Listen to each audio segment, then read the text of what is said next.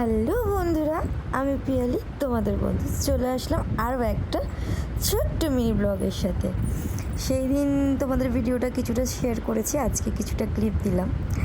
আমরা সেদিন চলে গিয়েছিলাম তারাপীঠ। রুমে ঢুকে ফ্রেশ হয়ে এই দেখো আমরা এখন চলে গেছিলাম লাঞ্চের জন্য। লাঞ্চ করার পরে ওইখানেই একটা দোকানে দেখলাম এই কাকাতুয়াটা, আর এত কথা বলে ও। আর তোমাকে দেখে ওকে যখন হাত দিতে বলবো তোমার সাথে আবার হ্যান্ডশেক করতে আসবে, আমাদের দেখে আবার হ্যান্ডশেক করতে এসছে। হ্যাঁ, আর খুব মিষ্টি। আর তারাপীঠে ঢুকার সামনেটাতেই এই কাকাতুয়াটাকে তোমরা দেখতে পাবে। তাড়াতাড়ি করে আমরা খেয়ে ওর সাথে একটু খেলা করে রুমে চলে গিয়ে রেস্ট নিয়ে সন্ধ্যেবেলা আবার আমরা বেরিয়ে গেছিলাম। আর ওইখানে চিকেন মাটনের দোকান পাওয়া যায়, রান্না করে তোমরা ঘরে এনে খাবার খেতে পারবে।